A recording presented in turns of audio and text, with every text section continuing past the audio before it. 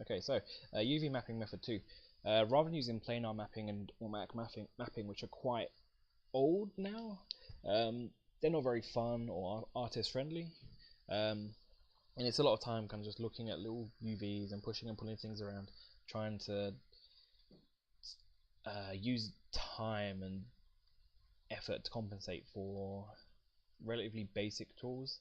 In the last 5-10 years, a lot of softwares have generated much quicker and intuitive processes for UV mapping. Some of them you can simply kind of click a button and it will automatically unfold your mesh into what it thinks you want. And through just setting up different sliders, you could kind of get different results. Or sculpting packages now allow you to paint on where you want your UVs to be separated, and it will use that to kind of get a more personalized approach. But Maya's got quite a cool tool added in the last update or two, called 3D cut and sew tool.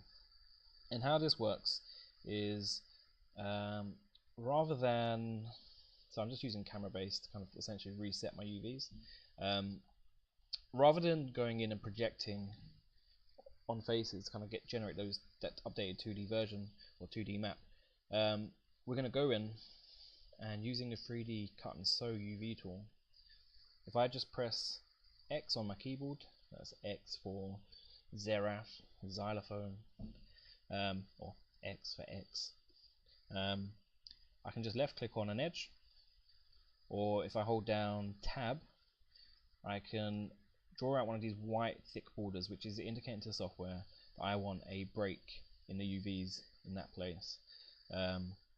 So if I hold down Tab again, I'm just going around the window, drawing out that border. And once I've created a border around an entire ring of faces or a selection of faces, and there's no gaps where it can kind of bleed through, it will recolor it so that I've got clear feedback of where my selections have isolated stuff. If I made a mistake, such as if I press X and clicked here, I can hold down Control and re-click it, and it will get rid of my uncareful clicking. So what I'll do is I will carry on holding Tab just so that I can really quickly make selections. I'm going around and isolating things which have got a really clear change in direction. So things like the inside of the window, I don't want that to be part of this back wall, because there's no way we could unfold it into a 2D shape which is going to allow it to maintain all of its proportions. So right now this is a face. I think I could probably keep this inside bevel as part of my front face. We'll give it a go. So I've just held down Control, gone around it, and I'm using Tab again to draw a new border. There we go. So that's one side. The top is the zone because it's got a 90-degree change in direction. 90-degree change again. I could have left the top and the back as one mesh, because you could rotate this face up to follow the wall and there wouldn't be any distortion, but just for good practice I'd rather break it up. So if I was happy with this, which I mostly am, I'm going to get an error, but we're going to talk that through in 2 seconds. So if I hold down right click on the mesh and go to component and UV shell, I can now select islands of UVs or shells. If I press D on the keyboard, that's D for Derek, D for Derek. What it's going to do is it's going to unfold these UVs in a 2D view.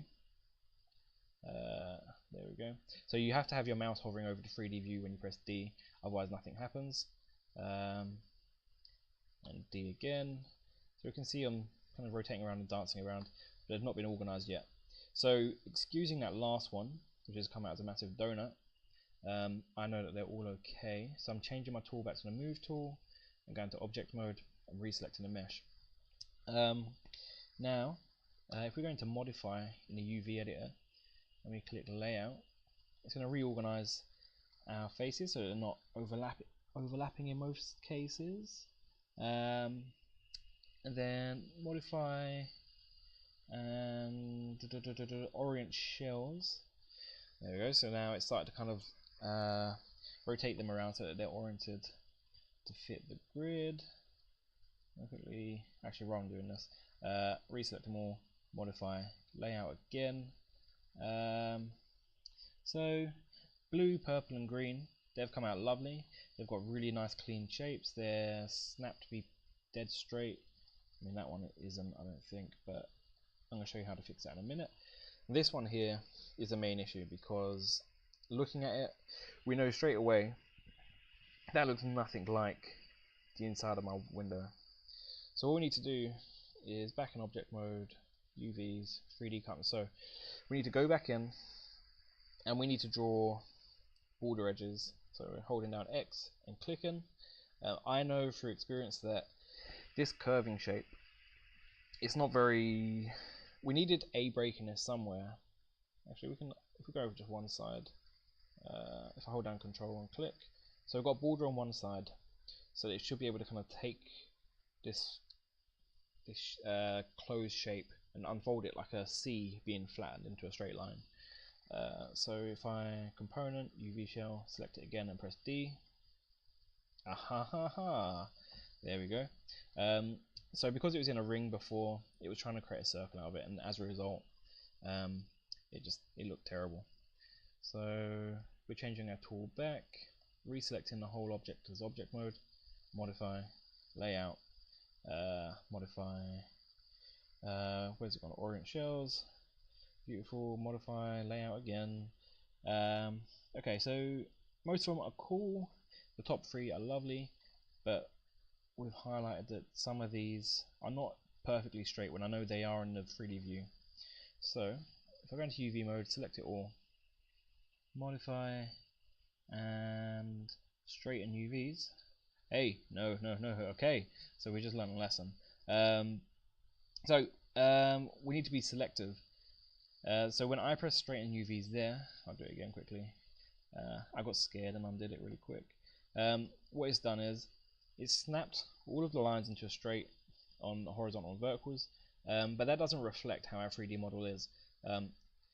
Yeah, so I need to undo that, and instead of just selecting everything, I'm going to be selective. So I'll select the bottom first, move, straighten UVs, they've gone straight. I'll quickly do the same here. If I press G on the keyboard, it'll repeat the last process.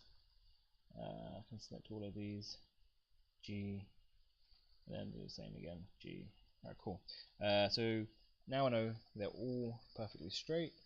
The only quibble I have with this is my UV shells are too close together.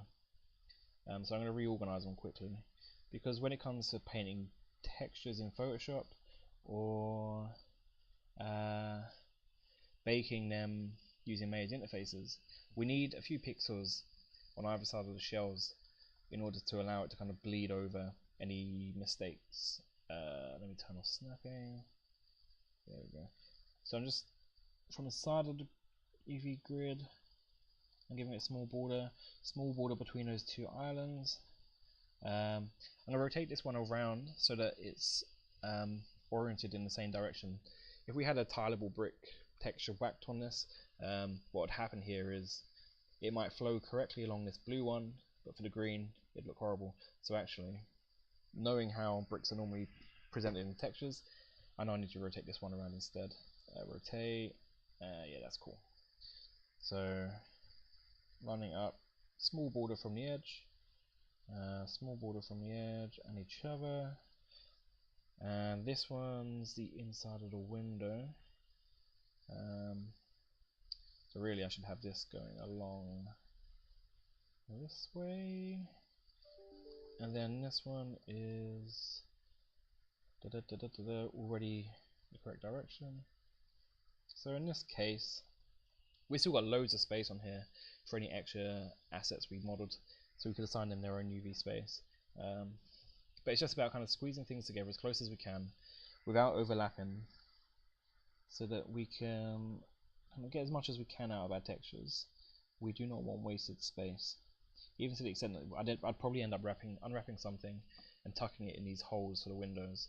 There we go. Okay.